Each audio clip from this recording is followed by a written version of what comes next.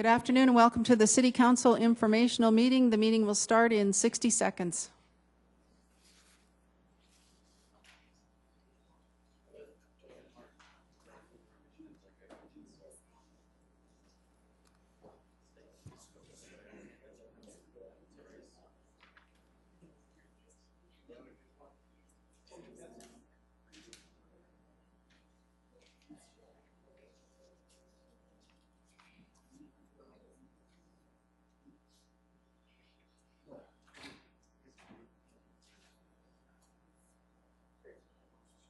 Go ahead. Calling this meeting of Sioux Falls City Council Informational, Tuesday, February 9th, to order. First item on our agenda today will be staff report from Jim David, our Legislative Operations Manager. Good afternoon, City Council. Jim David, Legislative Operations Manager. The legislative session is at the halfway point, and we are beginning to have more of a clear picture of the 2016 session and its impact on local government. A couple items that I want to spend some extra time on are Senate Bill 84 and House Bill 1156. These are identical bills that would shift law enforcement and judicial costs to cities and towns based on the municipality's share of the county's population. Municipal taxpayers would be required to reimburse for the total costs of the judicial system, court attorneys, county jail, and youth detention centers. The counties would continue paying for the state's attorney, sheriff, and county law enforcement. The chart here illustrates the significant budget impact and potential cost shift if either bill was implemented. According to language in both bills, quote, each municipality shall reimburse the county based on its pro rata share of the total county population times the total judicial and law enforcement costs paid by the county in the preceding calendar year. Population, according to the bill, is based on the decennial census, which occurs every 10 years. The last decennial census showed Minnehaha County's population at 169,468 residents in 2010. Sioux Falls within Minnehaha County accounted for 78% of that population. When you take this time Minnehaha County's judicial and law enforcement expenses, Sioux Falls' share would be almost $16 million or 9% of the city's general fund budget. This estimate does not include other reimbursable expenses such as court-appointed attorney, abused and neglected child defense, or what it terms as other legal expenses. If you look at other comparables in the 2016 budget, the $16 million cost shift equates to the general government budget, which includes expenses in the mayor's office, city council, city attorney, human resources, finance, facilities management, information technology, and multimedia support. It is also comparable to the city's parks budget and exceeds the public health budget. This cost shift is also greatly impacts other towns and cities in South Dakota. For example, the city of Brandon would see an additional $1 million expense in addition to their $1.4 million public safety budget. Del Rapids contracts with the county for law enforcement services at $250,000. This cost shift would increase their budget by more than 250%. This bill was deferred by the committee chair on Monday, and there is cautious optimism that both bills will fail on their merit. The South Dakota Municipal League has been arguing that city residents are also county residents that pay county property taxes. Locally, municipal residents and businesses pay 82% of the county property tax paid in Minnehaha County. One could argue double taxation. Other bills include Senate Bill 105, which was defeated in Senate State Affairs by 6-2 on Monday. This bill would have instituted a half-cent penny sales tax from January through July for counties. Revenue for the tax would have been used for constructing, renovating, or improving courthouses or jails. House Bill 1116 is the penny for infrastructure for municipalities. This 1 cent sales tax to be used for a specific capital purpose for a specific amount and limited time period. This temporary tax would need voter approval. Last year, this proposal was approved by the Senate, but narrowly failed in House State Affairs, and a subsequent motion to smoke it down the House floor failed. It will be heard in the House Local Government Committee on Thursday. Other bills that we are tracking include House Bill 1092. Under current law, alcohol can be consumed in front of an alcoholist licensed business if more than 50% of the revenue is derived from food. House Bill 1092 would remove that 50% food requirement. The House Representatives did approve this bill by 48 to 20. Senate Local Government is scheduled to hear the bill tomorrow morning. House Bill 1102 allows an extra 15 days or 45 total days for complicated bids. This proposal was endorsed by the Council within their legislative priorities. It now moves to the Senate after it passed the House unanimously. House Bill 1091 and Senate Bill 156 allow transportation network companies to operate in the state of South Dakota. Both bills exempt TNCs from the state's commercial license plate requirements and would not impact local regulations. House Bill 1091 was passed unanimously out of House Commerce unanimously, and Senate Bill 156 is awaiting a hearing. House Bill 1218 would require ordinances that were amended during second reading to start the process over again and go back to first reading, and it would be published in the legal newspaper. House Bill 1232 requires each public body of a political subdivision to hold at least one meeting after business hours. If approved, the 42 citizen boards with the City of Sioux Falls, who often meet at noon and quarterly, would need to meet on a monthly basis after 5 p.m., regardless if there is any agenda items. And finally, in conclusion, the next legislative coffee will be at 10 a.m. on February 20th, Saturday, February 20th, at the Holiday Inn City Center. Legislators from Districts 13, 14, and 15 are scheduled to attend. The next big legislative milestone is February 24th. This is the last day that a bill must pass out of their house of origin. The last day for a bill to pass both houses is March 8th. They recess on the 11th, and they return again on March 29th for veto day. Be happy to answer any of your questions. Questions from the Councilor Staggers? Jim, on those first couple of bills you mentioned, Yes. you know, the City of Sioux Falls would have to pay so many million, Brandon would have to pay so much. Yep.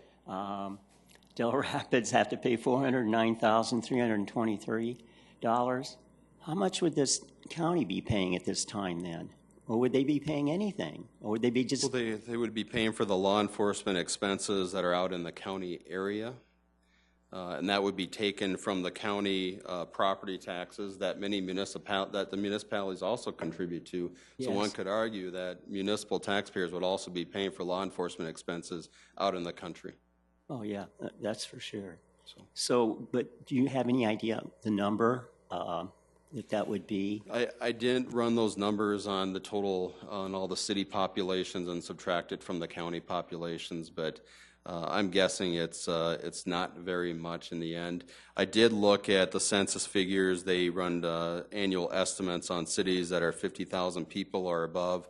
And if you take what the county population estimate is in 2015 and what the city's population is in 2015, Sioux Falls' share is over 90% in Minnehaha County. So those expenses, again, which don't include all the expenses that are identified in that bill, they're just going to continue to creep up. And this does not include Lincoln County either. So. Any other questions? Councilor Jameson. I couldn't help myself. I did send a text off to a county commissioner to ask them for their justification and or their explanation, and if they have any support for this. Has our council leadership or you, Jim, had any conversation with Minnehaha County commissioners or Lincoln County commissioners? And I have not. I have not had any conversations with Minnehaha or Lincoln County. Has anybody on the council? I haven't either. I get what they're doing and what they're trying to do here, but I should point out, this is not, we're not saying this is a Minnehaha County bill, that this is one that they are pushing This bill, or at least Senate Bill 84, originated out of the county interim committee. They did endorse it. It was not a unanimous decision, so I'm not sure if Minnehaha County has commented on this or support the bill, but it did originate with the interim committee this summer. I did have a conversation on Saturday with one of the authors, supporters of the bill, which is one of our state representatives here in Minnehaha County, and they didn't believe it was going to get too far, but it's something we definitely have to watch. Well, I guess the sponsor's name would be pretty well easily to figure out.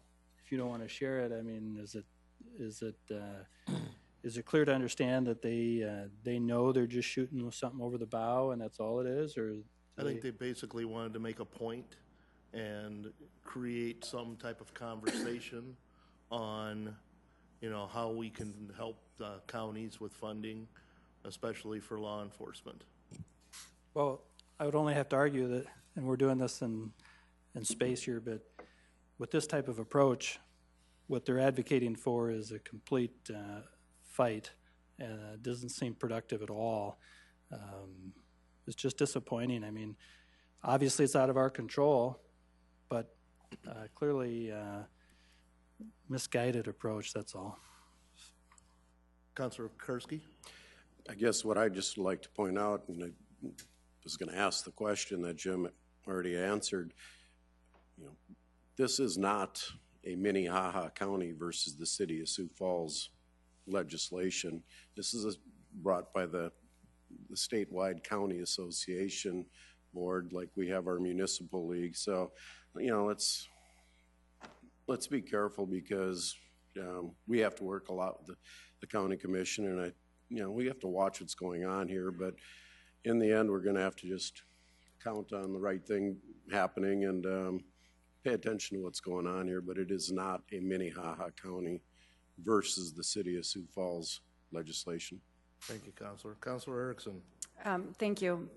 The one thing that I'll state, they did the summer study task force, and a lot of the counties throughout the state were saying we need help with expenses for jails and for public safety and all of these things. And so that's what kind of came out. It was not supported unanimously, like Jim had stated, by the whole county, or by the whole task force. And so that's why there's only one senator, one representative on there, really to get that conversation going. And I spoke to many legislators in Pierre about these two particular bills. And really the conversation that we had was really about a collaborative, streamlined process for public safety while maintaining the same level of safety as well as service for residents that live within the counties. And so that really is the message, and what we should be focusing on is how can we assist, but streamlining the process to make sure that we're still maintaining that same level of service and safety without just saying hand over the checkbook. It's just not that easy. We've got to think outside the box to assist each other and work together without handing over the checkbook. So the sponsors know it doesn't have the support. I've lobbied heavily in Pierre to my friends and legislator friends, and seeing where the support is, but it's certainly a conversation worthy of having and keeping on the radar as we move forward. Any other comments, questions? Okay, we'll move on to City Council open discussion. Do we have any items for open discussion today? Councilor Erickson. I guess since I'm on a roll, I'll just update the council and mention that Councilor Karski and Rolfing and I braved the snow apocalypse last week and left early enough to avoid the terrible weather for Municipal Day at the legislature. We were able to get there early enough to meet with many different legislators that represent Sioux Falls and other areas, as well as have dinner with many of them. And it was a really worthy, productive time. I'm appreciative of being able to be there.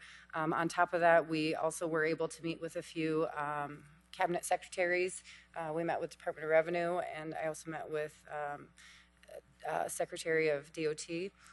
just talk about kind of what's going on here in Sioux Falls and just really build the relationships and network as we're there. So it was a good time, and if you have any questions about what we did, happy to answer those. Thank you. Any other questions? Any open discussion items? We do have Sioux Falls Day in the legislature coming up.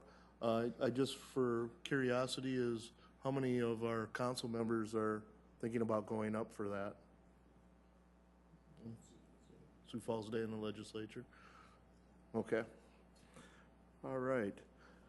Any other items for open discussion then? Seeing none, we'll move on to our presentations. Our first presentation today will be Drive to Help program. Jean Crow, planner for CCOG, will be leading this off. Hello, everyone.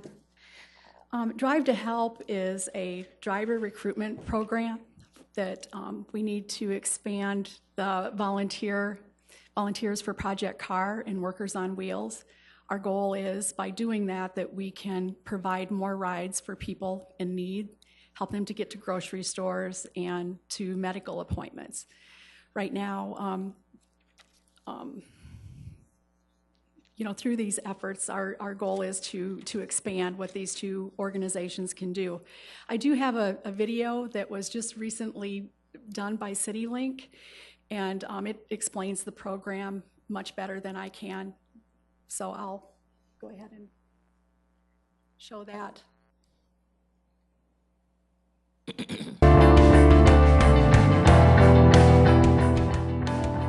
Drive to Help is a volunteer recruitment program for Workers on Wheels and Project CAR.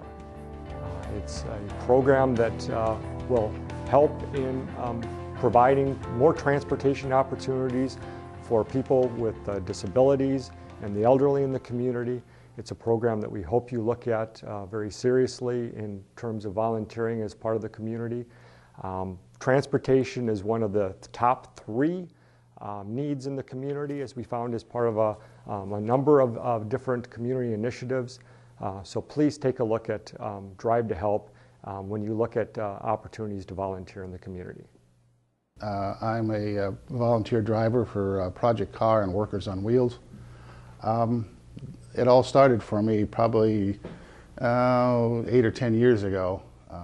I started getting some extra time on my hands, and I remember when when my parents were older, I wasn't stationed near where they lived, and they needed help getting to doctor's appointments, grocery shopping, whatever.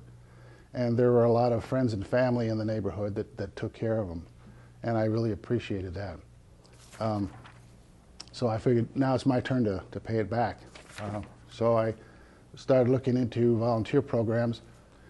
Project CAR is an organization that's really quite interesting. It was started about 30 years ago by a number of churches that wanted to get their elderly to church that didn't, the elderly didn't have transportation, needed some help getting to church.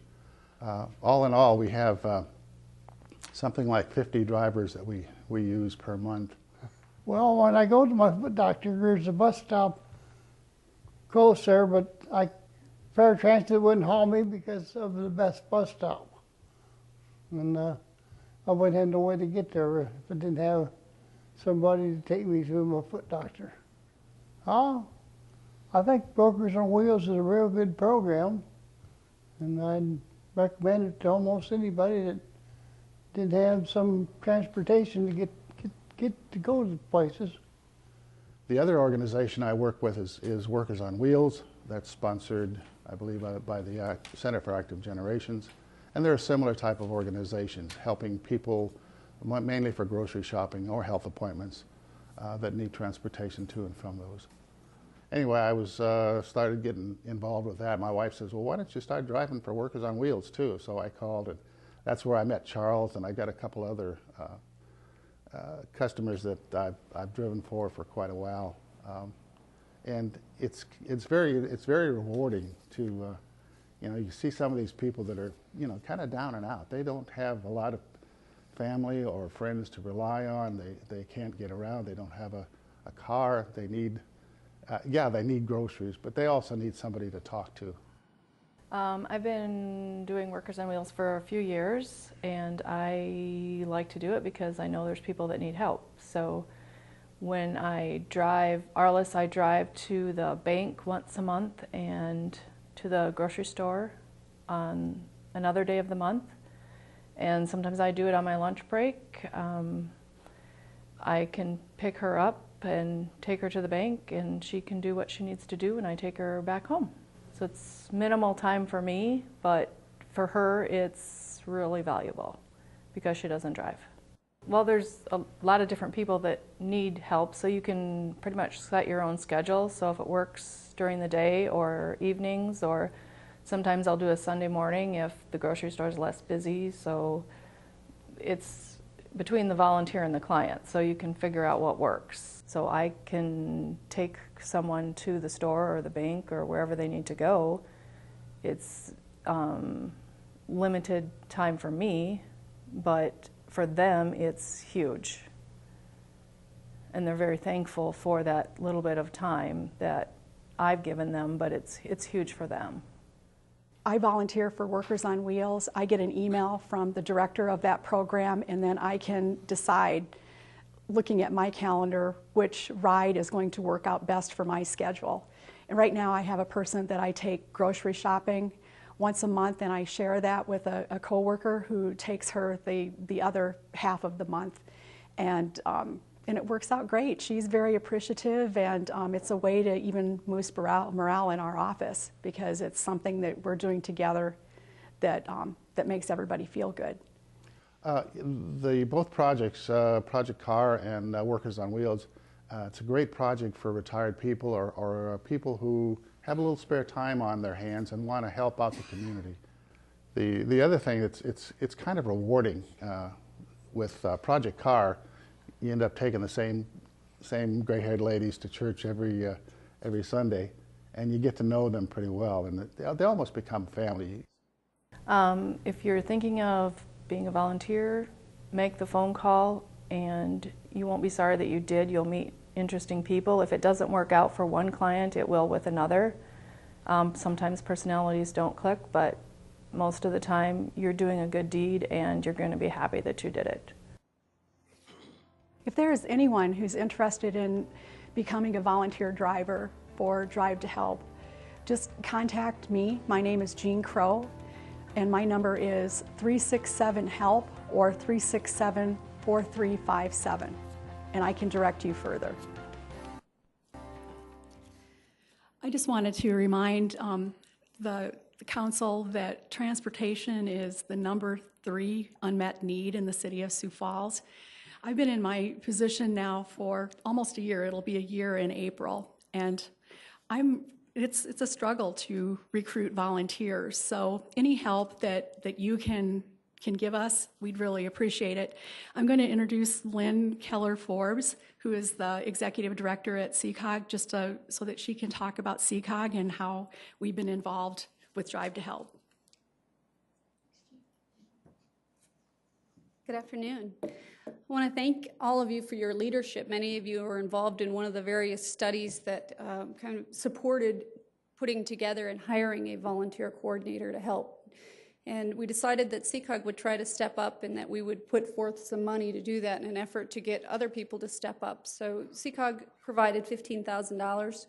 Avera gave us some funds, Sanford gave us some funds, the City of Sioux Falls Area Community Foundation. We were able to kind of, united way, we were able to cobble all those funds together and to put Jean on staff. So that's been extremely helpful. Now the next thing obviously is getting the word out, and so I just kind of wanted to relay to you a little bit of what CCOG is doing about that as well.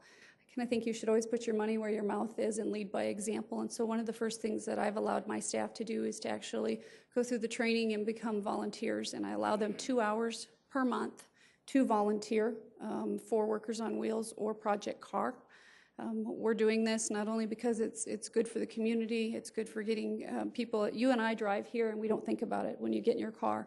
Can you imagine having to rely on somebody to take you grocery shopping twice a month?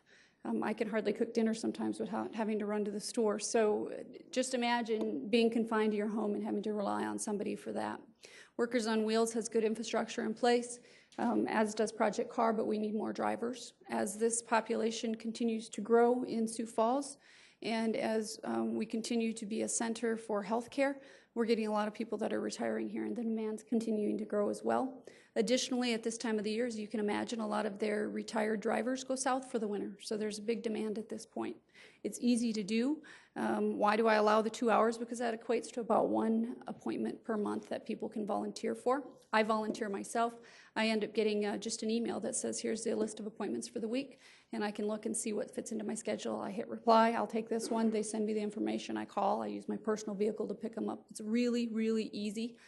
I know you are all busy people. I also will put in a plug. I don't know what the policy is for the City of Sioux Falls and for allowing your employees to volunteer, but I can tell you from my perspective that it's been good for the organization. It's been good for staff morale. I know that a lot of different organizations around the City of Sioux Falls do allow a certain amount of their employees to volunteer during the day. I know it's easy to say you should volunteer on your own time, but the reality is that most people that need medical appointments and things like that, they need to do it during the day.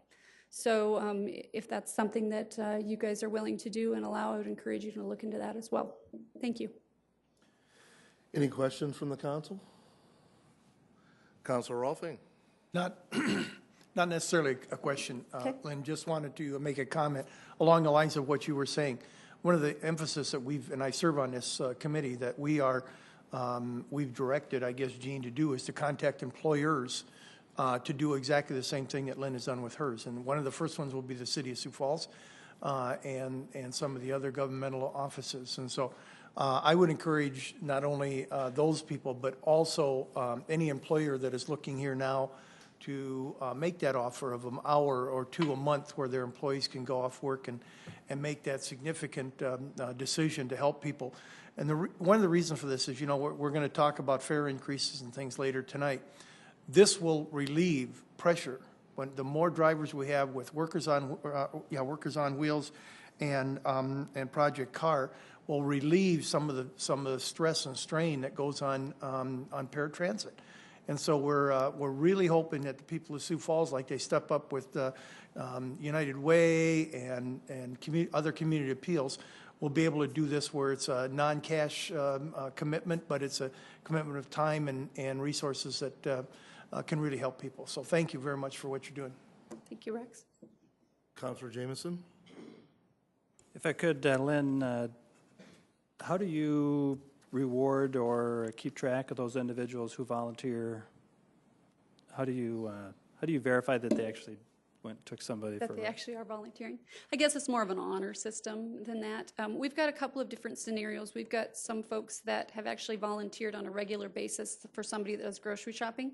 So as Jean mentioned, she and Kristen in my office share, and once a month, one of them takes him grocery shopping at Walmart. Once a month, one of them takes him to the food pantry and helps him get his groceries there in that way. So for some folks that have more of a schedule that allows for that consistency, we have some folks that are doing that.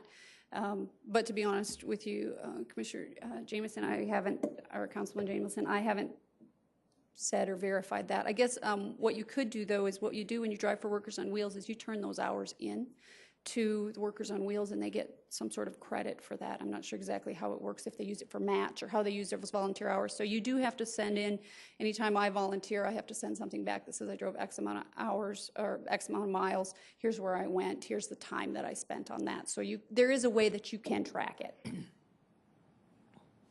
Well, the only reason I ask is, and I apologize if you've heard this before, but during the UDC meeting when this was presented to us, I've downloaded recently several apps for different things that you don't need to know about.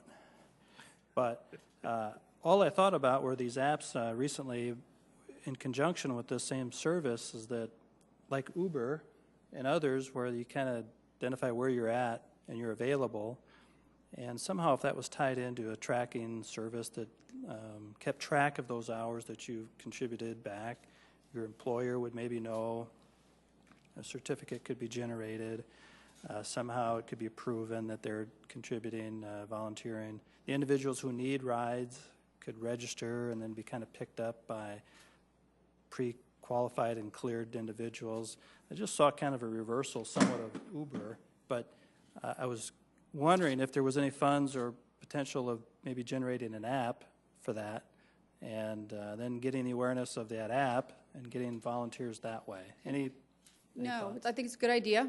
We have not thought about that. Part of what Jean's responsibilities are is when somebody calls in, she actually goes through all the paperwork with them to make sure that they have a clean driving record, to make sure that they don't have a criminal record, all of those kinds of things that we would want done before we would want to get in the car with a stranger we didn't know. Once she does the screening, she hands those over to Workers on Wheels and to Project CAR. Project CAR, though, actually are the ones that sets their own criteria and their own clientele and what the criteria is in order to be eligible for their rides. And so we haven't been involved with generating any of those. I got the question earlier today of, how many rides go unmet. I don't have a good answer for that.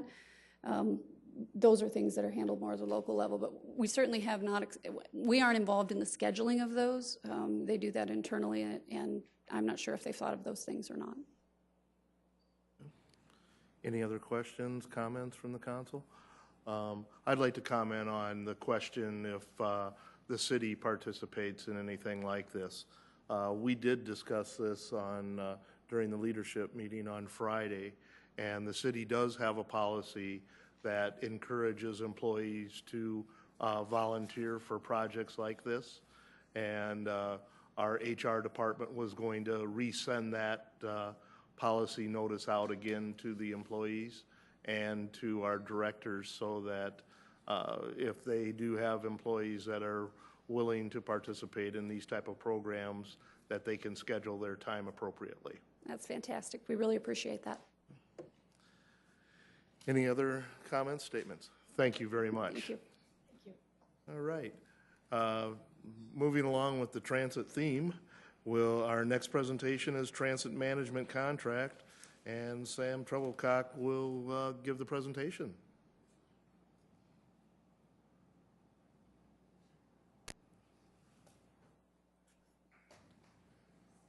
Sam Treblecock, City Planning. We thought it was important to give you a little bit of background about our transit management contract that we have currently with First Transit.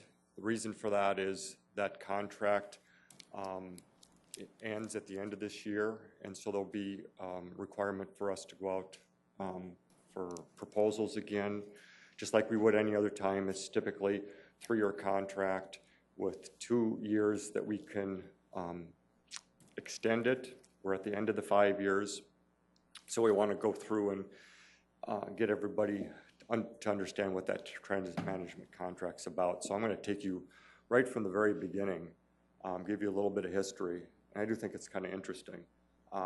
Transit in Sioux Falls was private for much of the century, and starting way back in 1887 is the first transit system in Sioux Falls, where Richard Pettigrew and Samuel Tate started one. That was a small horse car system, ended up not making a profit and ceased to exist by the mid-1890s. 1889 was the South Dakota Rapid Transit and Railroad Company. That was the 6-mile route out to East Sioux Falls, out to the quarries out there. Interesting recreational area and for workers. That maintained for a small portion of time. The first major transit system we had in Sioux Falls was the Sioux Falls traction system, these trolley cars from 1907 to 29. That really, you could have, as you can see in the picture there, 2 cars passing each other, routes within a few blocks of all areas. It covered a good portion of the city of Sioux Falls and was used quite heavily. Sioux Transit was the service provided through a franchise. Again, it was private. Now, the interesting thing here, this is the heyday of Sioux Falls Transit. Annual ridership peaked at 8 million in 1945. Headways were 15 minutes. Typically now they're anywhere from 30 minutes to 60 minutes. That's the frequency that the bus will come around. And during rush hours are 8 to 10 minutes. That's how many people were riding transit during that time frame. Sioux Falls City Lines was from 1972 to 79. You can see with the routes, and you'll probably recognize some of the routes are the same that we even have today, generally. Ridership during this time was starting to come down. Ridership was coming down as the car was becoming, of course, more popular.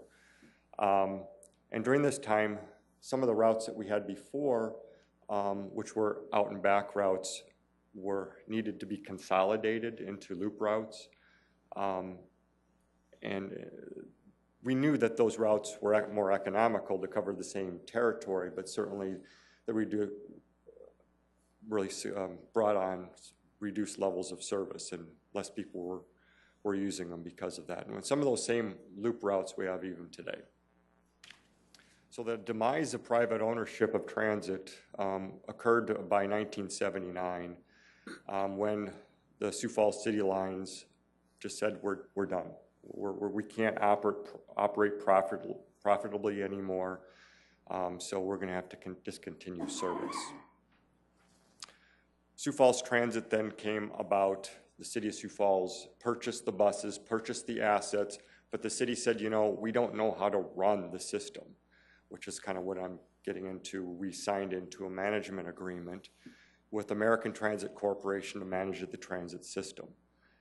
Because we just didn't have the expertise to run that kind of business.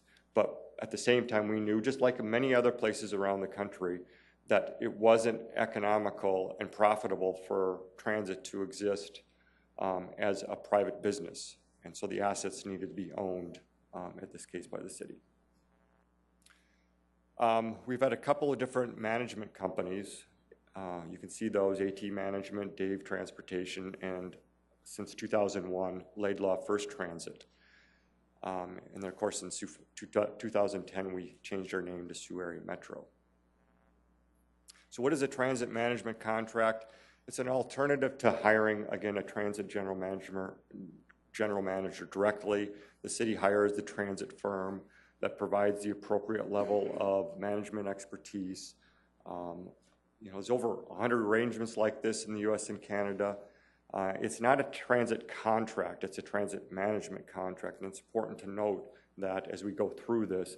So in this case, we're not giving everything over to First Transit and telling them to run it, and then they turn a profit and they get a huge amount of a profit from that.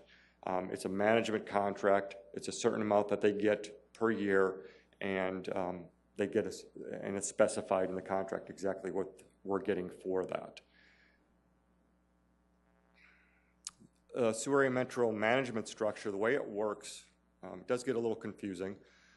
Sioux Falls owns all the assets and then finances the transit system. Siouxtran Inc. is the wholly owned subsidiary of First Transit, and they're the employment and management of all the labor. So most of the employees over there are employed by Siouxtran. And then First Transit provides the management expertise, providing the general manager. The only person over there that's a First Transit employee is the general manager. And then we are able to gain much expertise from the First Transit corporate heads and their employees that they're in different offices. It was $167,000 management fee in 2016. That includes compensation, including benefits for the general manager, expenses for recruitment of the general manager, and some of the other things that you're noticing there also that are listed there on the screen. So why a transit management contract? Why is it working for Sioux Falls? Why has it worked? We believe it's had savings in operating costs, labor and administrative cost savings. There's more flexibility in service changes than it would be if it was completely under the city of Sioux Falls. The expertise that we get from the management company, like we said before, it's not something that typically the city had been doing before, and it has worked well doing it this way. And the reduction of administration costs to the city, and I'll kind of highlight some of those things on a few more slides here. Other advantages: scope of services are set in the management contract specifically, as I showed. City has control over the management team if changes are needed. And that has happened in the past. If things aren't working with a general manager, we've asked First Transit, we need a switch. And that's something that they've been able to do for us. Beyond the general manager, the management firm provides maintenance expertise, safety staff, and recommendations, and I've seen some of that even just this last year, that it's been really helpful, gaining expertise from some of the corporate staff to come in and say, this is how you need to set up a safety program and how you need to run it, technology and operation recommendations. The transit manager firm can help with the management continuity by drawing upon qualified general managers. So when there's an opening, we draw upon First Transit's people from around the country and somebody that they believe is ready for, or even a few people that would be ready for a general manager position. They bring them to us and say, which person would work for you? And that work has worked really well. What if the change in city managed transit directly, if we were to bring it in-house, what would happen? Without the transit management firm structure, human resources would need to take over all employment-related matters, so all 100 employees would have to come under human resources, where now they're not. Finance would need to take over financial management. In fact, just recently, we've turned over just about everything that we can do with financial management to First Transit, and it's worked pretty well. It's worked very well, and otherwise, that would have to be taken on by finance. Legal staff would need to increase their in-house legal services, and we believe there would be less flexibility in policies to operate transit. And then if any kind of time or transition, would be pretty high for myself and others at City Hall to try to turn this and change this over. So it's something that the changes that would take place, the time involved. So recommendations, really the expectations of the transit management contract just need to be managed. It isn't that they're doing everything. It's really a partnership. The city has responsibilities, Sioux-Tran has responsibilities, and certainly First Transit, as the transit management contract, has responsibilities. The transit management contract allows the city to still maintain some control, which has been really good for us. The transit management contract removes administrative functions from the city, as I noted, and city administration recommends continuing the transit management system into the future, starting with this next RFP. So what we'd recommend is to look again at a 3-year contract with 2 1-year extensions. The RFP, based upon your feedback, would go out in March. Proposals will be reviewed in April, May, in this time frame. Firm selection, June, July. Contracts would then come to you for approval in the fall. This is what we would see as the transit management proposal review team. We would have somebody from planning, human resources, attorneys, finance, maybe somebody from PTAB. I put a question mark by City Council because I certainly wanted your feedback if somebody would like to, from City Council, be involved in that review team. So I would maybe pause right now. I have a few more slides after this to see if you have any feedback about that. Any questions at this time from the council, or do you want to see the rest of the presentation? Councilor Staggers? Yeah, Sam. I guess one concern I have about our transit system is the heavy subsidy that we have for each passenger. Have we come up with any way maybe to reduce the subsidy that we give for each passenger? Well, I think that's something that we've been working a lot on and implementing a lot of the recommendations of the Transit Task Force. And some of the slides that I have after that will hopefully get into some of that. Okay. Councilor Urfenbach? I think Sam's original question was about the city council participation in the review team, and I would just, my feedback on that would be that yes, I think that we should have at least one member on there. We've seen that with several other sort of review teams on affordable housing and other things. It's been really helpful to have that perspective. You know, they don't have a huge influence with that larger group, but for me, myself, I don't want to be the one, but I think that council should be involved with this process if at all possible. All right. Sam, why don't you go ahead and Will do. continue. I just wanted to give, I was, this, again, the process selection, continuing just on that, I had another slide here. The management firm would be reviewed and recommended by the review team. PTAB would look at it, recommend based upon what the recommendations of the review team, and then, of course, the contract would be approved by City Council. Some upcoming transit initiatives, just give you some updates. One of them, of course, is just starts right away tonight. It's the paratransit fare increase. That's being looked at from $2 to $2.50. It was prompted by a transit audit recommendation, 20 years since the last fare increase. Second reading, first reading is tonight, and then second reading is the 16th. Something else to look for in regards to still recommendations from the transit task force. One thing that we recommended was ending the school tripper route service. We've been working with the school district on this for a couple of years now. We've met with them just recently, and we believe that this is something that we can move forward with now. Major service change resolution would go to PTAB on February 26th. We would bring this to City Council then as a major service change in March. The way it's going to work is that the school district is going to handle the rides. We're going to try to compensate a little bit to the school district for any time. Some of they're subsidizing some of the school students for rides that they're taking on Sioux area Metro buses from the bus stop. We'll work with them on that so they don't have students that are having to double up on fares for their system and our system. So that's something that the school system service would end at the end of this school year with this major change approval. Community Coordinated Transportation Services is an 8-month pilot project that we wanted to start last year. You probably heard about it. It's River City from Pierre coming in as Community Coordinated Transportation. In this case, we're looking at 350 rides per week once it's up and going fully. Will help with Dakotabilities and Lifescape work trips beginning in May. And those work trips are something that we believe will help greatly with some of the paratransit trips that we have and the paratransit expenses that we have. The Transit Development Program is in the process of being updated this year.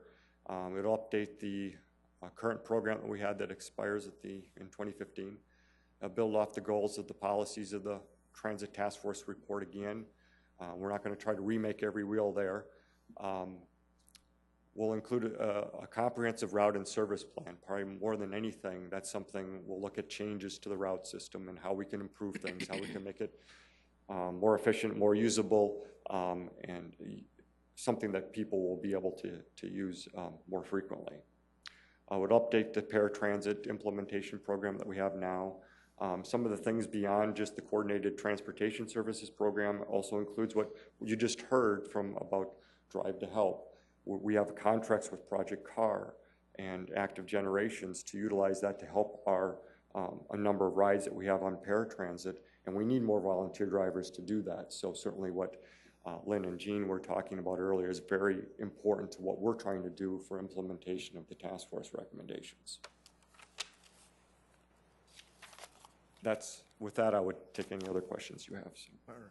Thank you, Sam. Questions? Councilor Rolfing? Yeah, I have one, Sam. I want to see what, go along with what, or develop a little bit more what Councilor Staggers was saying. Do we have an idea of what it would cost for our transit system to be self-sustainable?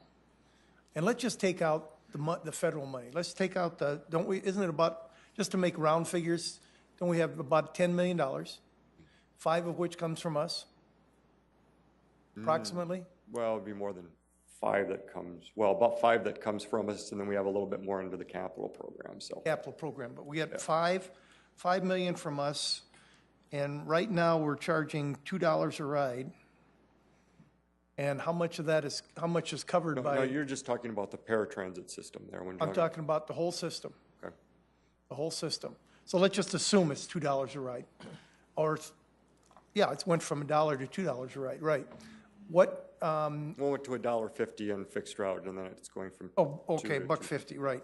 How much of the $5 million is covered by fees? Well, just to give you an idea, about 7% of paratransit fares are covered by the revenue we bring in. It's maybe a little over 10% on fixed route. So 10%. So we would have to, we'd have to go up 10 times. Yeah. We'd have to take our fares from $1.50 to, $15. Yeah. To even think about coming close to covering that cost. And I guess that's, as much as I'd like to see it get to that point, it would be nice, but I don't think anybody's, I think ridership might hurt a little bit, might suffer. A little bit. So I think this is one of those things like swimming pools that we're probably going to have to subsidize for a long time. Councilor Erickson. Thank you. I just have a couple questions. I understand that there's a former task force before. Are these items that just didn't get completed from that task force? Or, I mean, I know that there was a lot of time spent on a transit task force before I was elected. Are we just didn't get it to it, or what happened? Well, there's been a lot of different things that we've implemented. Some of the things that you've, in the past year, have approved. Like I mentioned before, you have a contract with Project Car and that was with Active Generations riders. That was a contract. We had a Lifescape drivers contract. That was like 1,800 rides last year that got off the paratransit system because of that contract. What we're trying to do this year, and we were hoping to do last year with River City and Community Transportation Systems, what we're doing with the Tripper service and ending that service and working with the school district on that is part of that task force recommendations. Changing the trolley service to a private managed system where we still own the trolley but it's managed by Stellar Limousine was part of the recommendations from the task force recommendations. So, can I have one more follow-up? Continue. So talk to me a little bit about the ending the Tripper rides for the schools, because I'm a little bit concerned in regards to, I know you said the school district said that they would have rides. But if we're catching these students at a younger age, aren't we creating lifelong riders in the future? I mean, aren't we wanting to market more to get more riders? So the buses are not just taking 5 students, but they're taking 25 students. And so then they're continuing to use that ridership through the summer, through the winter, through whenever until they can be self-sustaining. I don't know. I mean, I guess talk through that a little bit with me. And we don't take it lightly what you're talking about, because certainly we're going to take another hit on ridership, knowing that. And we've talked about that as we've done this. The issue is just very simply capital expenses. We've had to dedicate 4 buses to the Tripper service. And actually, it was before we even did it, was more than that. It was like, because we were doing some pusher buses that were coming down to the bus stop. And let's just look at those 4 buses. We have to replace those buses. Each bus is $400,000 or more. So that's $1.2 million you're investing in buses that are used twice a day. Unless you have a huge amount of capital that you can gain from, in this case, we had sources that we were able to utilize through the federal government. It made sense then. Now it doesn't make quite as much sense. And don't take my comments as being, I hope you don't take them as being critical. It's just certainly just, I've driven by the high schools and I just see students just loading in there. And maybe it's not the city's responsibility and it's the school district's responsibility. I don't know how that looks. But it sounds like you're moving in the right direction to have those conversations to make sure that the students are still being taken care of and getting rides home to where they need. Yeah, so. and you know, the buses that they use with like School Bus Inc. are their capacity is larger. So in some cases, we were having to have 2 Sioux Metro buses for their 1 bus. Right. So just from that perspective, it wasn't as efficient. Right. Yeah. Okay. Thank you. Councilor Jamison. Thank you. First off, if it's okay with the council, I would throw myself at the service of the council to serve on that RFP review committee. If there's time and it works out for the end of my cycle on the council, that I could still participate. I think it did from the dates that I saw, Sam. That by May you're making your determination, but through those next couple of months you would work through the details of it. So I think I could. If there's nobody else who would like to do that, I would be willing. The other part is, Sam, you talked about working with the school district, and we did authorize the free summer passes for kids during the summer last season. And it was a thought to get some feedback from the school and those kids who use the bus to kind of get some feedback before before the future council makes another determination whether that was a reasonable approach. Are you able to do that or include that in your conversations with the school somehow to? We can certainly do that because there'll be more conversations with the school, and I can certainly. I would urge you to do that. Yeah. I think that's an important piece of the decision process to come forward. I think the future council would find that beneficial. The other is, Sam, when you do your transit development program and you look at the routes and the service plan, when will you have that updated? Well, we hope to start to, bring this to PTAB and then get some input from the public here within the next month or two. Really is what we're looking at.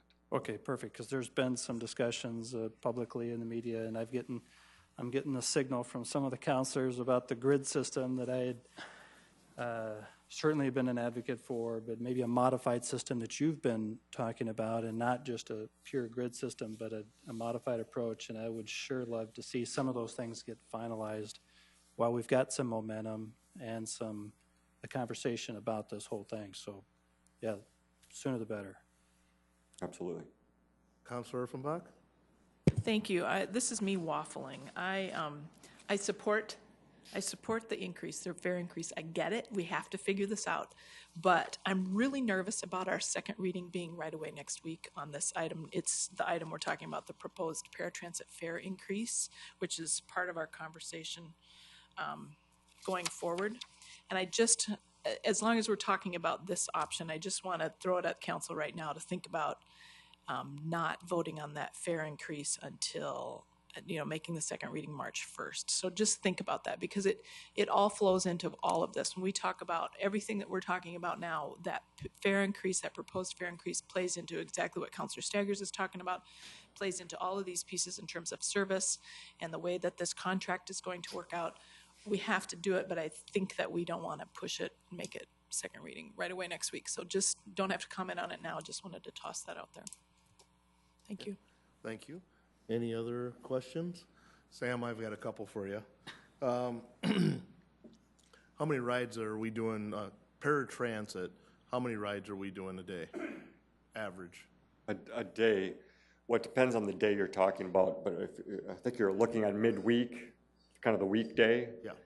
Weekday, right now during the winter, we can be approaching 550 rides a day. I know sometimes in the past even have been approaching up to 600. How many of those rides are, I guess what we'd call almost like tripper rides is what we've been doing for the schools? We're doing the same thing on. Are you talking about paratransit rides or fixed? Paratransit side.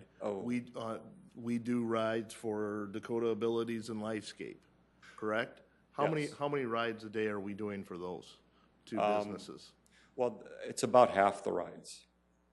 So about half of the 550 a day are being done for those two. Yeah, whether or not they're work trips or other trips for them, but it's about half. Now, do those companies also have the ability to help provide rides for their clients?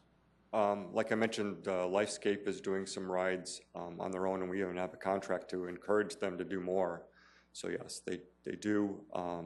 I believe Dakota Abilities does some, but they have a lot more rides that are wheelchair rides, so they tend not to do as many. Correct. Thank you.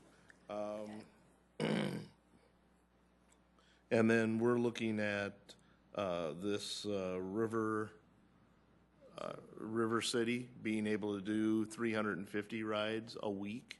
A week, yeah. A reduction, and would most of them be wheelchair transport, or would they be more? I think it's going to be a combination, but we have specified homes that we're going to be dealing with Dakotabilities, and most of those will be wheelchair trips.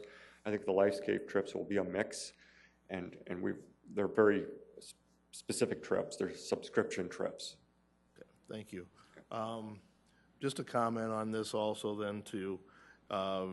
Being very involved in this since 1990, I feel that, number one, the city has to take a look at this, and we have to decide whether we're going to run this as a business or if this is a service. I believe this is a service for people, and that we have to make up our minds on that and then develop a system to be able to transport these. There are also, not to just point out the two businesses that I did, but there are other businesses out there that could provide transportation for their clients and their customers, but they choose to allow the city to take care of those transports. And that is putting a burden on this service. When this paratransit service started in 1990, it was started as a premier service. The service was actually door to door. We went into the person's house. We took them into their doctor's appointment. If it was 3 stories high in a building, we took them up the elevator and made sure that they were taken to their trips. Since then, we have cut back on that. We have also cut back on the requirements as far as, or actually increased requirements for people to be eligible for paratransit. This service continues to grow because our city is growing, and that this city has become a medical regional mecca, I guess I want to say, that people are coming here for these services.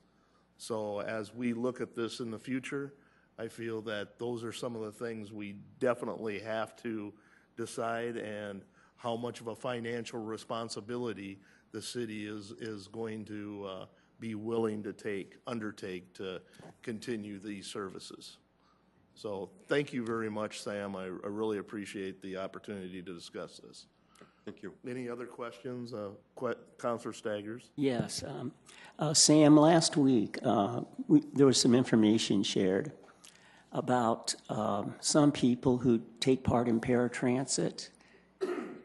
They might have to wait for an hour or longer before they're picked up.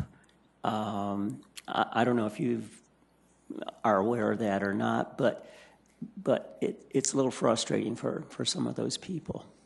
Yeah, I know the email that you were probably talking about that came in from some complaints, in part because of some of the number of rides that we've had. There's been some isolated situations where there have been some longer waits. Some of the things that we're dealing with right now is having to hire some additional paratransit drivers. Mm-hmm. They're actually right now having to bring in people off from their days off to work to be able to cover the rides that are there.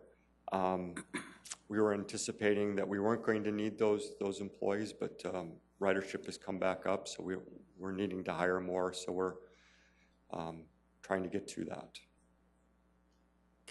So at least you're aware of that, and is there any way that can be dealt with on a permanent basis so we don't have people, waiting for such a long time to? We think so, yeah.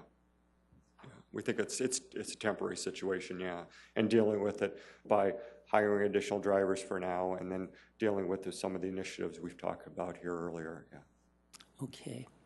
If I may also comment on that too, these rides are scheduled.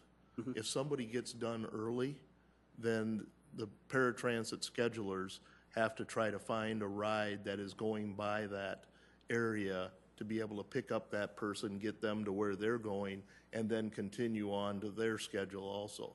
So sometimes there is going to be issues like that, but from what I've seen, it is isolated. So, yeah, thank you, Sam.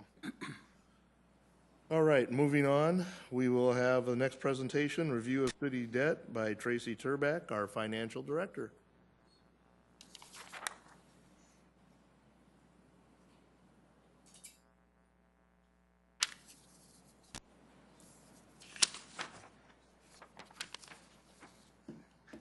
Good afternoon, councilors. Tracy Turback with the Finance Office here to thrill you with a presentation on city debt. I know that's not necessarily a real exciting topic, but it is an important one. And in light of the fact that, as you folks know, you've got an important decision coming up here in the near future regarding financing for an office building project. It does seem to be timely to talk about city debt. It's been a couple of years since I came and just had kind of a general conversation with the council about the city debt, kind of a 101, if you will, on municipal financing, municipal debt. And so that's part of my presentation today is kind of a refresher course on that to refresh your memories on some of that stuff, as well as provide an update on where we are today and how we are managing our debt today. And then also, in large part, to arm you with the information that I think you'll need to make a well-informed decision next month when you are asked to consider financing for this upcoming project. The presentation today, this is kind of an overview. We'll talk about the types of tools that we have in our toolbox, very common among municipalities. We'll talk about what the appropriate uses are for debt, when it's used, when we don't use debt. I'll provide an update, a status report essentially on the current debt outstanding for the city, what we do and what others do in terms of monitoring that city debt. Discuss with you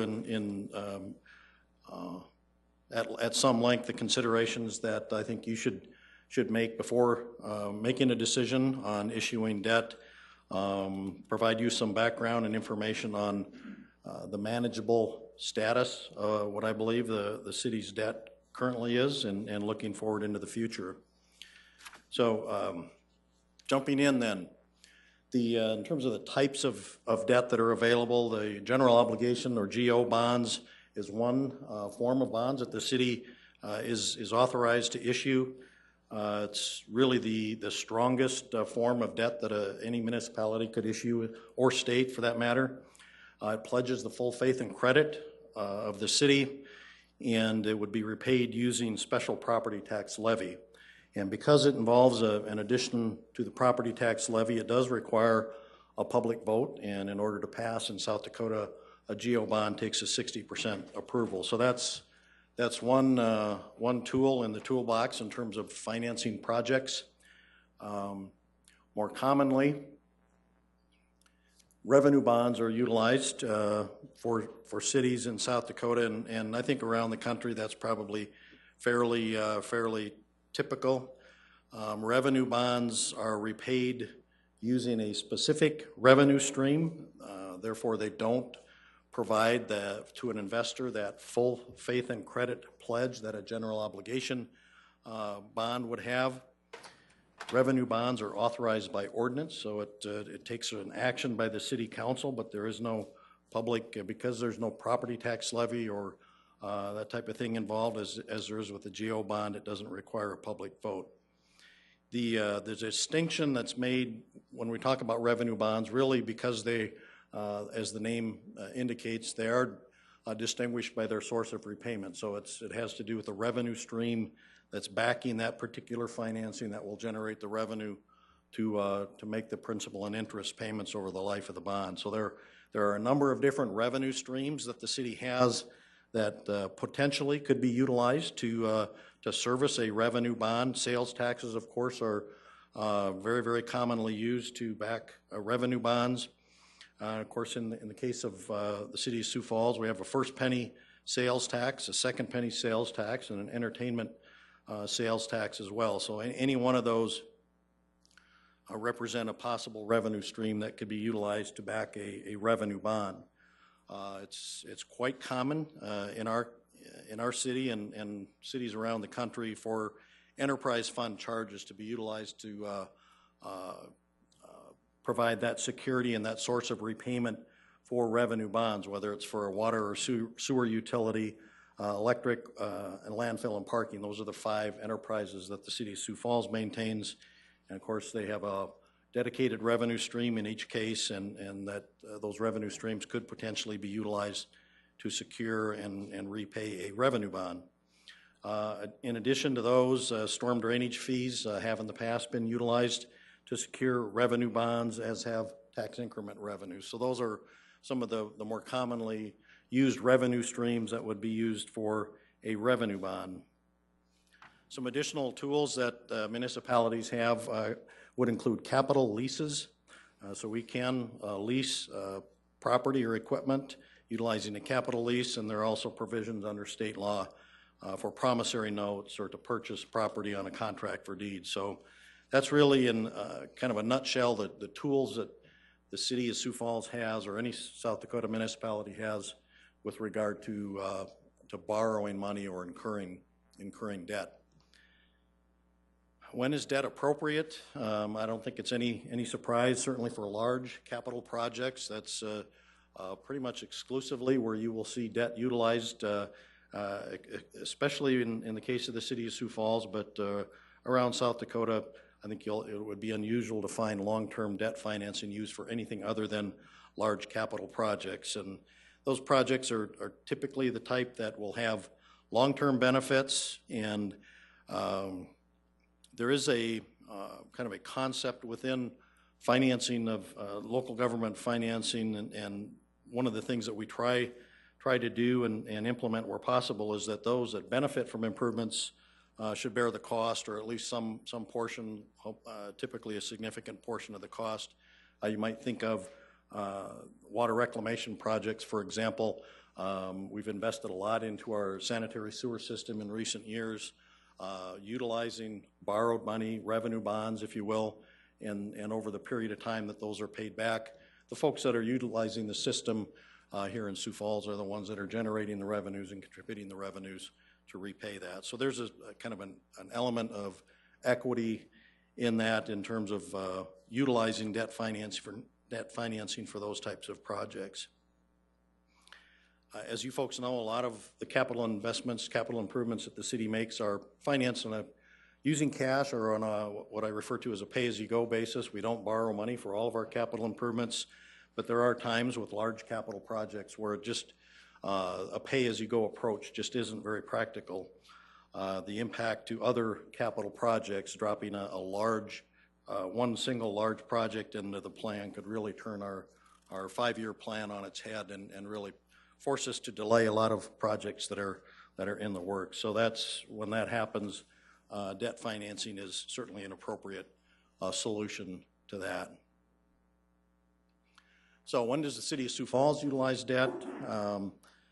Pretty much the way I've been talking about with enterprise fund infrastructure and facilities. Any one of our 5 enterprise funds, again, we could utilize and have in the past utilized debt financing. Other municipal purposes, the city has used financing for other types of infrastructure, whether it's roads or bridges, drainage systems, certainly facilities like libraries, fire stations. The law enforcement center was financed with bonds. A number of other facilities, communities, the event center, convention center. Those are typically what we have utilized debt financing for here in Sioux Falls. Of course, we occasionally do issue debt as well to refinance previously issued debt if there's an advantage to capture lower interest costs. That's something that the city has done most recently. That was back in 2010. We refinanced some entertainment tax bonds that have since been retired. When don't we utilize debt? And this is, I think, just part of the good old-fashioned South Dakota prudence that we don't borrow money to pay our day-to-day operating expenses. That's just, it's bad financial management. and we don't borrow money to finance assets with short lives or relatively short lives. So that's something that is not all that uncommon.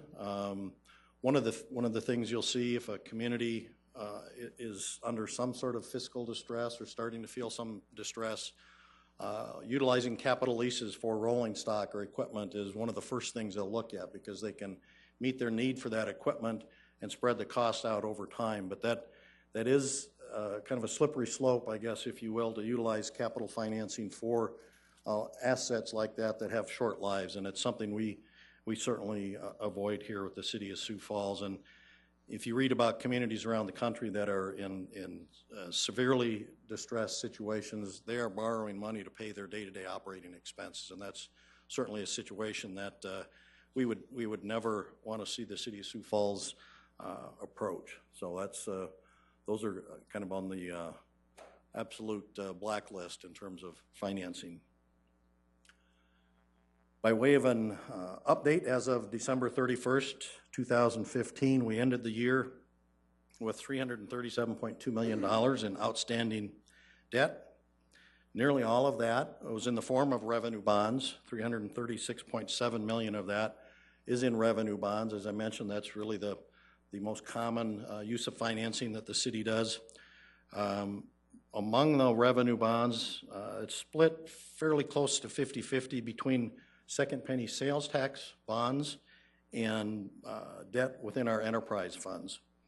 So that's a fairly close split.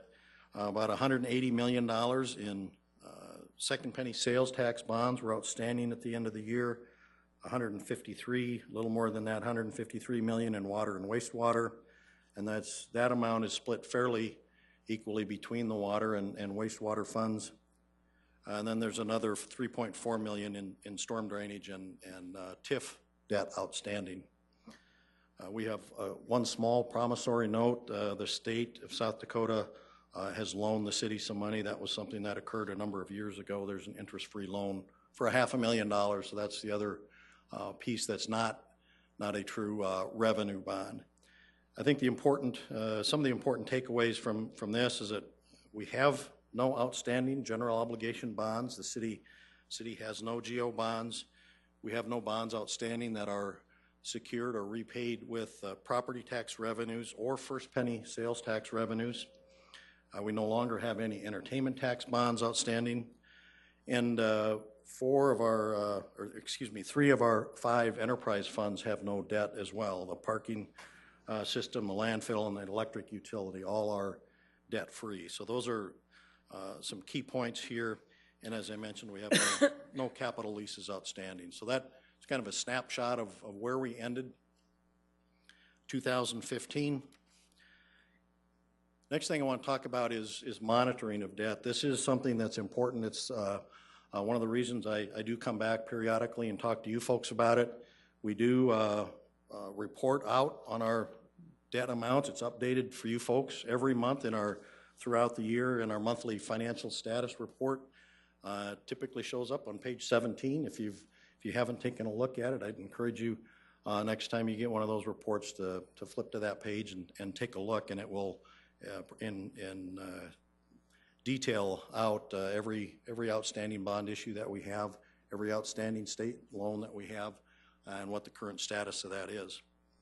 In addition to the monthly financial reports, of course, our annual comprehensive financial report covers our debt as well. It's all reported in our financial statements.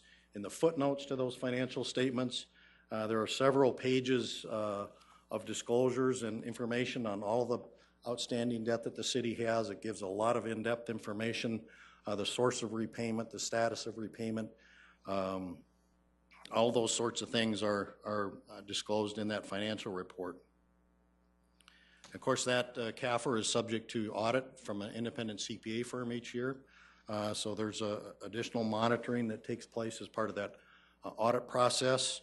And then the last thing I was going to mention is that periodically, every couple years or so, the internal audit team for the City of Sioux Falls will do a review of the city's financial condition. The most recent one was completed in 2014.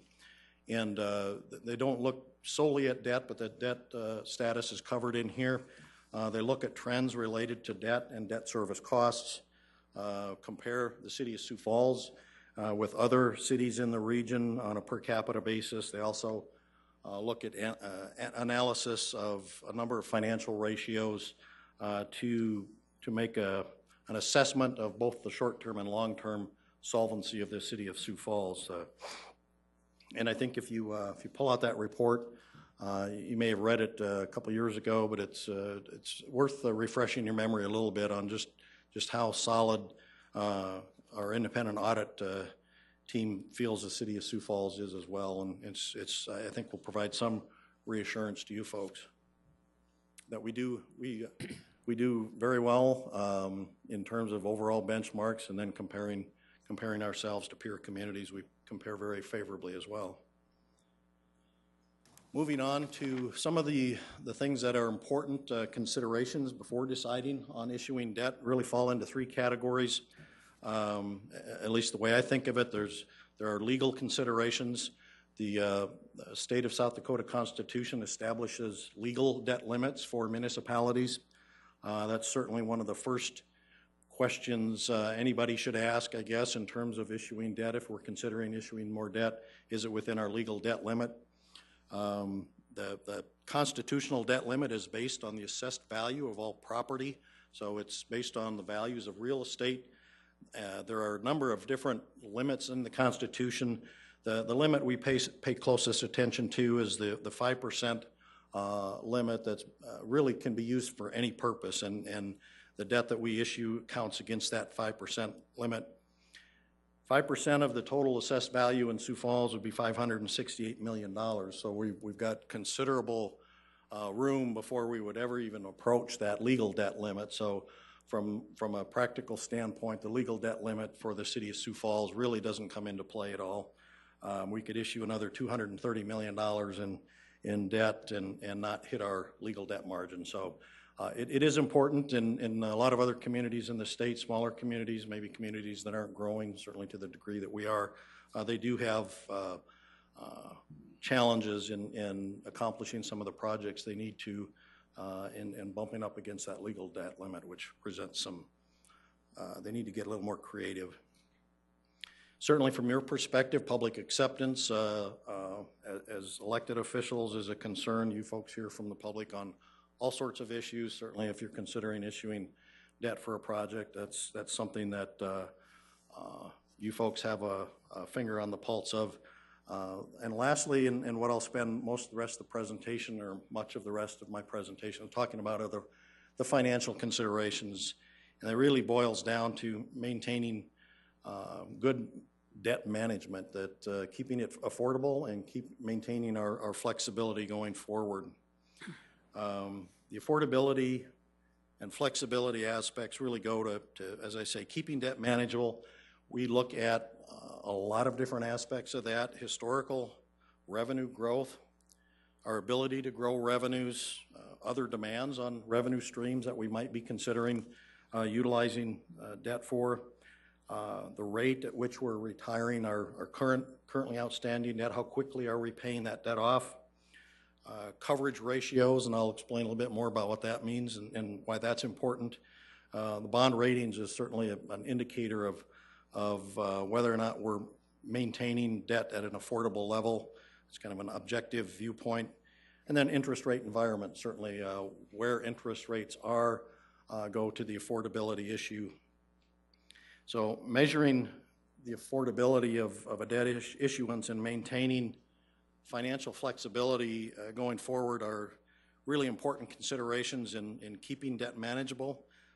The next few slides, I want to take a look at some of the key things that we look at to gauge the affordability of debt when we're considering that, and the flexibility we retain when debt is issued. So with that in mind, the financial considerations are all about keeping debt manageable. So what do I mean by that? What does it mean to maintain our debt at a manageable level? We measure that in a number of different ways. First one I'll point out, debt service as a percent of our annual budget. And that's also one of the things that internal audit looks at when they do their review of the city's financial condition. We look at the rate of repayment. Again, how fast are we paying those bonds off? How fast are we recapturing that ability to borrow money in the future should a need arise? We do compare ourselves with other cities, as does the internal audit team. On a per capita basis, we look at whether or not the revenue stream that we're considering for a repayment source on bonds, just how strong that is. Has it been growing? Is it flat? Those are things that we consider. And then, of course, the independent evaluation of the bond rating. I've got slides on a number of these, but the one I don't have a slide on, but I do want to point out the debt service as a percent of the annual budget. In 2016, our total principal and interest payments amount to 8.4% of our total budget. So that includes all of our debt payments, whether it's repaid from second penny sales tax, from water revenue, sewer revenues, wherever that principal and interest payment is coming from, 8.4%. So about 8.5 cents out of every dollar is going to repay principal and interest. The internal audit in their review suggests that a benchmark should be no more than 15%. So we're well below. We compare very favorably to the suggested benchmark that would put us in up against the limit. So we're in good shape in terms of the percent of our annual budget that's going to debt service. And if you think about that in terms of a business or even a personal household budget, might give you some additional perspective as well. The rate of repayment on current debt, and this is something that's really geared toward financial flexibility going forward. We never know with absolute certainty what the future holds. We don't know when the next need might arise where we need to borrow money. So from a finance director's standpoint, we always try to structure the debt so we can afford the payments, but also not stretch it out so far that we don't pay it off quickly enough that we recapture that ability, that financial flexibility. The report, the most recent monthly report, we pointed out that the principal repayments in 2015, our debt went down by more than $24 million. So that's a net number. So there was some additional draws on some of our state revolving fund loans, but after we consider those additional draws and all the principal payments, our overall amount of debt outstanding decreased by over $24 million. And you can see on the slide in the next 5 years, we will pay off $121 million of that current amount of debt outstanding. So out of that $337 million, over a third of it will be paid off in the next 5 years. And then in looking a little further down the road, in the next 10 years, over 3/4 of it, 77% of the debt that's currently outstanding will be paid off. So one of the things that tells me and that I hope you pick up on and relate to is that we are recapturing that very, very quickly. Our ability to borrow money, we're not stretching terms out. We try to keep them as short as we can. A lot of our enterprise debt is borrowed on a 10-year basis, so it's borrowed and paid off within 10 years. So that's really a key factor in maintaining our long-term outlook, particularly because we are a growing community. We know that there are going to be needs in the future, and it's important to pay that debt off at a good clip. It's really a very key measure of financial flexibility. Looking at a kind of comparisons to other communities on a per capita basis, and these are numbers that were updated by PFM, our financial advisor, last fall in November. The cities are a lot of the same cities that internal audit uses in their comparisons as well when looking at the financial ratios. And you can see that Sioux Falls compares very favorably, $2,258 of per capita debt. Puts us really in a very good position relative to some of these other communities. You look at Fargo and Lincoln, and they're at more than double what we are on a per capita basis. So that certainly is while it's not something that would necessarily drive a decision. It does, from a public official standpoint, give you some perspective on what our financial condition is and whether or not we are, quote unquote, have too much debt. Looking now a little more specifically at our second penny sales tax revenues, as I mentioned, strong revenue growth is another very important element in keeping our debt manageable. The upcoming discussion that you'll have about issuing debt will focus on the second penny sales tax revenues. That is what will be proposed relative to the office building. This graphic shows you a 25-year historical perspective starting in 1990 and going through 2015, just our most recently completed fiscal year. And you can see what the growth has been. We've gone from about 13.6 million in 1990 in revenue from our second penny sales tax to over $58 million in 2015. So that's a significant, and as you can see in the graphic, a very steady rate of growth that averages out to an annual increase of 6% per year for a 25-year period of time. So that's the kind of thing that just makes bond rating agencies giddy. Bond investors love to see that kind of lockstep, steady and strong growth in a revenue stream before they loan us the money. There's 1 year on the graphic where revenues did decrease. If you look in 1991, revenues actually did decrease slightly.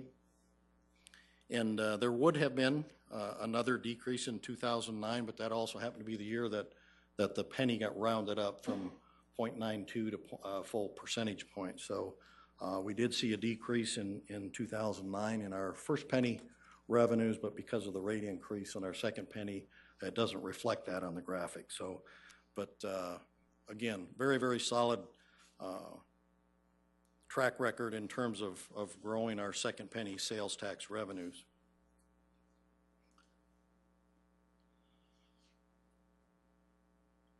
Strong coverage ratios are also critical in maintaining manageable debt service costs, and when considering issuing debt, it's important to be conservative in projecting future revenues. So the previous slide looked back 25 years. This slide would be a 25-year forward-looking picture of our second penny sales tax revenues. So we took the actual revenues in 2015 and plotted them out for the next 25 years at a 3% growth rate. Very, very conservative. 3% growth assumed going forward. As I said, the actual experience that we've had is 6% growth over that 25-year period of time, 6% annually. So you can see in 2016, if we grow at 3%, we'll generate about $60 million in second penny sales tax revenue. We're actually budgeting more than that because we budgeted about a 6% increase. But by 2040, 25 years later, you can see that second penny sales tax revenue will have grown to $120 million. And again, that's at 3% growth. So we haven't seen that low a growth in the past. But when we're considering issuing debt, we do want to be quite conservative, and it gives you a perspective on stress testing. What happens if it really does happen, if we only see 3% growth versus the 6% that we have seen? What kind of decisions will that lead to? What kind of a situation will that put the city in? This is really critical information in terms of trying to determine what our debt service coverage ratios are. And when we talk about revenue bonds, which second penny bonds are revenue bonds, investors and bond rating agencies like to look at the coverage ratio. And what that means is that they look at the amount of annual payments you're going to have to make as a city. And for every dollar of payment, they want to see at least $1.50 of revenue. So if in this case, our second penny sales tax revenues, they want to see $1.50 revenue for every dollar of debt service costs that we have that we're pledging this revenue for. So that's a fairly typical, fairly conservative approach. Bond investors are known to be very conservative investors. But the city council really, some years ago, took it to another level and said, we don't want to put ourselves at 1.5% or 1.5 times our debt service costs. The council actually established a policy of 2 times coverage. So in other words, for every dollar of second penny revenue that we're going to dedicate to debt service, we want another dollar on top of that. So we're going to have twice as much revenue coming in as what we've got dedicated to repay bonds. So that's over and above what bond investors or bond rating agencies might look at as conservative. The city has taken an even more conservative approach. In our 2016 budget, our budgeted coverage ratio was actually about $3.40 for every dollar of debt service that we're spending out of our second penny fund. We've got $3.43 of revenue. So again, very, very solid coverage ratio within our second penny sales tax bonds. So as I mentioned earlier, we've got about $180 million of outstanding bonds that we're paying on utilizing second penny revenues. So I wanted to demonstrate to you, based on this projection at 3% growth, you know, what does it look like in terms of our currently outstanding bonds? What are our current payments going forward relative to that growth? So this graphic shows you the same blue bars and that same growth in our second penny revenues, going from 60 million in 2016 up to 120 million 25 years later in the year 2040. So it's the same revenue chart, but the principal and interest payments that we're currently obligated to pay, that we're currently paying out of our second penny revenues, is overlaid in red. So that tells you how much of our ongoing second penny revenues are going to be dedicated to debt service costs.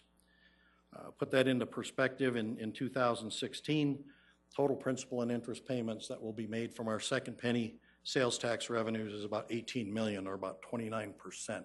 So we're a long ways short of that 50% maximum policy that the city council established some years ago.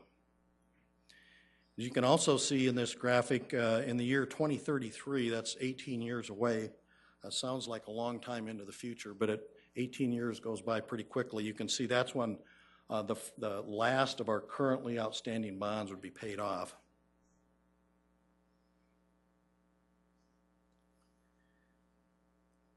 Now, if we see the kind of growth in the next 25 years that we saw in the past 25 years, of course, the blue bars grow at a much faster pace, at 6% versus 3%.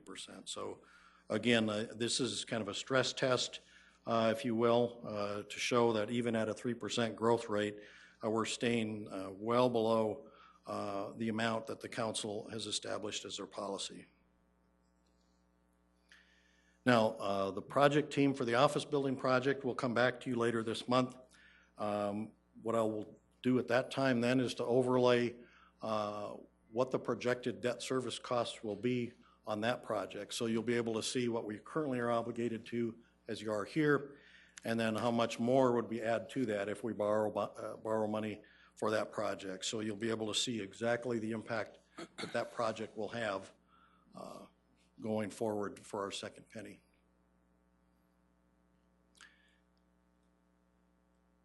The next element of manageable debt is really, and it's really an indicator, I guess, if you will.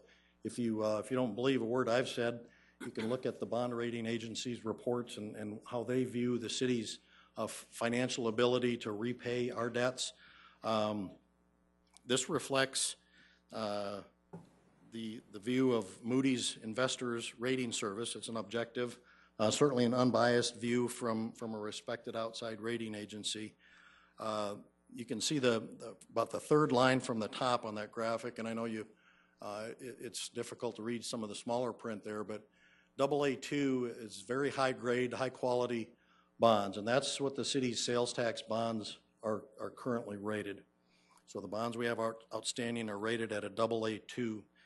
On this entire scale, there are 22 possible ratings that Moody's can assign. 19 possible rating levels, 19 of those 22 are below AA2, with the worst at the very bottom being in default, if a issuer is in default, and then all the way up to a AA1. So those 19 are rated lower than what our sales tax bonds are. Only 2 possible ratings are higher. It's important, I think, a distinction too to point out, this is on sales tax bonds. This, if we were to issue general obligation bonds, not suggesting that we should even consider that, but if we did, typically they would be rated at least 1 notch higher than our sales tax bonds, because that would carry the full faith and credit pledge of the city. So that AA2 rating does speak loudly, I think, and clearly to bond investors that the city does a good job in managing its debt, and that we are very capable of repaying our debts. The final piece I want to talk about today in terms of gauging the manageability of city debt, or the affordability of interest rates. This graphic provides a 24-year history of municipal bond rates. The lines are a little messy. They're actually 3. This is something that PFM provided to us. It actually includes rates for 20-year and 30-year AAA, and then 20-year BB bonds. But you can kind of see that the real point of the slide is to show you that if you've heard a lot in the news about interest rates going up, and if you feel any sense at all of being anxious about interest rates, I would hope that this graphic would put you more at ease. Still very, very low historical rates today on municipal bonds. You can see that certainly down in that 3 to 5% range currently for municipal bonds. So very, very favorable time to be a borrower relative to interest rates. Just a few words about some of the upcoming projects. I've mentioned a couple times the administrative office building. We also have some other projects in the works that will likely involve borrowing. We continue to invest in our sanitary sewer system. You folks know that we've got some SRF loans in the process, and our 5-year plan includes some more investments into our sanitary sewer system, some relatively small storm drainage projects that would involve repayment from that revenue source. And then, of course, there's the parking facility that will be moving ahead, progressing later this year. So, to summarize, the city does use debt financing very prudently. Most of our capital needs, as you folks know, are met on a pay-as-you-go basis. Our 5-year plan reflects 83% of the capital investments that we'll make over the next 5 years will be paid for with cash. So we're using debt very, very sparingly in relation to the overall investments that we're making in our infrastructure.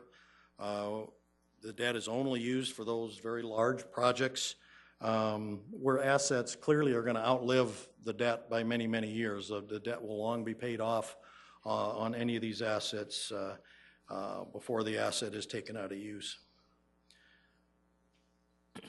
I reviewed the variety of options that we have to choose. Certainly the debt that you see in the monthly reports, we report out on that regularly. It's monitored carefully. We've got some very, very conservative policies in place in terms of our debt service coverage on our second penny bonds, and by and large the manageability of the city's debt level is very, very strong in terms of per capita comparisons, coverage ratios, our strong revenue growth, wonderful bond ratings that we have, the rate at which we're paying off our existing bonds. Again, all points to debt for the city that is being very well managed. With that, I would entertain any questions. Councilor Jamison. Thank you, Tracy. This is a very, very thorough and very good job. I appreciate it. Even as a guy who's been around for a while, there's just so much to learn on this issue. Over the years, there's a lot of people who've contacted us and made specifically and argued that we have too much debt. We're wrecking the future, all kinds of comments about debt. And debt seems to have a personal flavor for a lot of people who don't want any debt. And I think personally we should all strive for that. But for a growing community like we have, it's inevitable, and it's a leverage. It's a tool that we need to use. And I agree. I think we're doing it right. And even the way we did the pool, that was just right. I mean, even though I didn't like some things still it was the right way to spend money. I applaud you for doing that and your efforts and thoughts. And you and I don't always jive on some things, but thank you for doing this report. But I have a couple questions directly on the definition of a short-term asset. Mm-hmm. You had mentioned that we had used them for bridges and roads. I only know of one bridge, but are there roads that we've actually borrowed money for? I just can't remember. Do you know? I don't recall any off the top of my head. Yeah, the 41st Street Bridge, I guess, was the one that came to mind as I put this information together. I was a part of voting for that, and that's the only one I remember. But the reason I bring it up is that the challenge I keep hearing is that we have, like 41st Street and Minnesota Avenue, Louise Avenue, other roads in our community that we can't afford to pay for the replacement of out of our regular capital program. It would just decimate the whole program if we directed all of it to pay for one item. I'm just wondering if you've considered and thought about the idea of borrowing money in order to fund a road like Minnesota Avenue or 41st. Has that ever been thought through and processed? We have had discussions with Public Works about that possibility. I can't say that it went into any sort of in-depth analysis of it. We never progressed to that point, but certainly there, and that's, it kind of ties into the whole discussion on the additional penny for infrastructure legislation that's been discussed in, for the last 5 years or so, and is going to be heard later this week in Pierre. So, I mean, that's another possibility where some of those large infrastructure, whether it's a road, a bridge, drainage system, the flood control system, I mean, there are just a lot of needs out there for a growing community like ours. I think it's important to be very cautious about borrowing for projects that really, in essence, are kind of recurring in nature, so that we don't get caught in that trap where if we're borrowing money to fund what typically would be in our normal 5-year plan, that can be a little bit of a trap. So I think we want to be very, very cautious about, and again, I guess I would refer to them as more recurring in nature. If it's the same kind of project, we're going to continue to have to build roads every year. If that's the expectation, it can present challenges as that borrowing kind of accumulates year after year. I think certainly for those kind of recurring projects, pay-as-you-go is definitely the preferred way, but there will be, no doubt, projects in the future that simply don't fit that model, and we'll have to look at other alternatives. Right on. I was just checking to see if you'd kind of balance that out, because I've seen that as a challenge for us going forward. One other last question, I'll leave you alone. The debt service as a percent of the annual budget at 8.4%. I don't know what the history of that has been over the years, but that'd be an interesting number to see. And like the council has the 25% reserve for our operating budget, could you sense a place here as well for a number to be determined as a guiding number for us to follow, so we don't ever fall into a trap of, you argue that we should borrow a few $1 million here, a few $1 million there, and you maybe not look at some of these numbers like that, and you don't hold yourself in check. I'd be interested in the history of that percentage, and then as well, if you have an idea of what you would recommend as maybe a guiding principle to not go over, and maybe that's something that we could institute as a council policy. Yeah, no, I could certainly follow up on that. I don't know it off the top of my head, but I think that is something that in the review that internal audit did, I do think they included some history in their report just as to how that's changed over the years. But again, the benchmark that they cited, the suggested benchmark, was to keep it below 15%. So that's, you know, I guess you have to take that with a grain of salt in terms of, I don't know what the source of that is, if that's kind of a national guideline, perhaps that's been put out by different organizations, but I would think 15% would be quite high. Councilor Staggers. Yes, I have a couple questions. First of all, how much do we pay annually in purely interest? I guess I'd have to follow up with that. Okay. And then a second question is, we have future bonds for water rec projects, storm drainage, parking facility, administrative office building. At this time, do we know approximately how much we're going to be borrowing for all those 4 projects? For some of them, we do. I think the wastewater projects over the next 5 years amount to somewhere around $80 million. The others, the office building will be back, the project team will be back later this month to report to you the results of the schematic design process and what the results of that are. So that's, you know, in a couple of weeks we'll have more information for you on that project. The storm drainage, I want to say that was between $4 and $5 million, I think, over the next 5 years. And again, the parking facility, that one also was kind of in a preliminary, very early stages of development, so we don't really have a good cost estimate for that. Okay, thank you. Okay. Councilor Rolfing. Yes, Tracy, thank you. 2 questions, if I may. One is general obligation GO bonds. You mentioned that we would go up a rung on the Moody scale if we used GO bonds. How much interest would we save? Is it, in other words, is it worth doing? Save the interest rather than just not have general obligation bonds? Because we're going to pay them off regardless of what they are. Right, we would certainly pay them off, yeah. Yeah, I don't know the answer to that in terms of what the spread might be between a AA2 and a AA1 if we went up 1 notch. We could certainly ask our financial advisor to provide some input into that.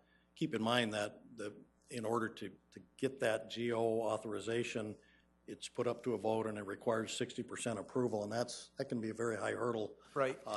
Particularly if there's a property tax source for repayment that's tied to that. That can be a high hill for any community to climb. Understand, just want to know. And then the TIF revenues type of debt. I was under the impression we had no TIFs that we were internally financing, that they were all financed by the person, the developer, or whoever it was that asked for the TIF. I must be wrong. I heard that the other day. I don't recall I don't know the number of the TIF. It's the Sharapa Place tax increment district where the city did sell bonds that are being repaid from the revenues from that tax increment district. Okay, so that's the only one, because generally that's not our. Right, that's unique in that respect. Yeah. Okay, thank you. Councilor Erickson. Thank you. I found myself writing notes, and you answered lots of my questions as we continued on, so I'll keep it very brief. My one question is on page 6, where it says the rate of repayment on current debt.